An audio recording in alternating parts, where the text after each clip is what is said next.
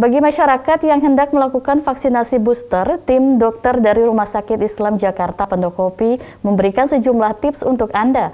Apa saja tips yang perlu menjadi perhatian saat hendak melakukan vaksinasi? Berikut informasinya.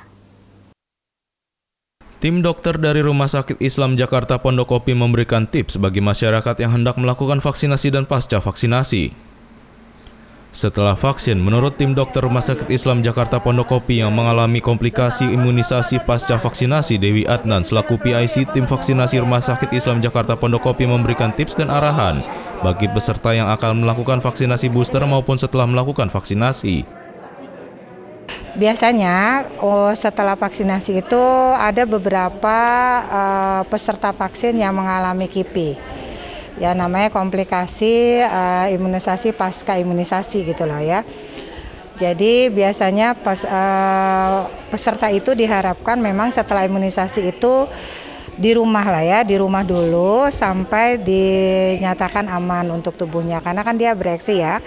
Jadi diharapkan kalau misalkan terjadi KIPI, peserta itu diharapkan tidak panik ya.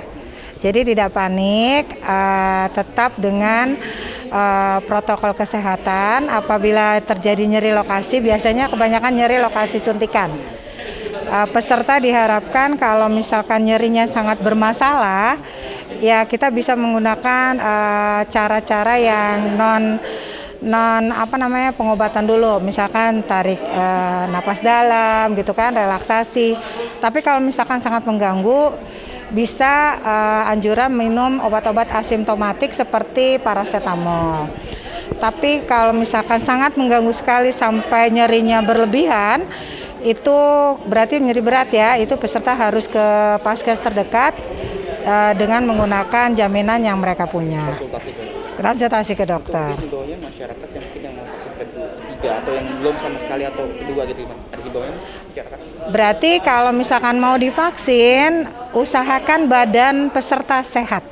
Yang menyatakan bahwa tubuh kita sehat itu adalah orang tersebut sendiri.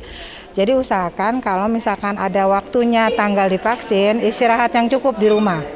Ya, hindari stres, istilahnya pokoknya tubuh itu stabil. Jadi diharapkan nanti tensinya juga stabil dan lain-lainnya juga stabil sehingga peserta layak untuk divaksinasi. Kohar Arizki, Yunus Priyonggo memberitakan dari Jakarta.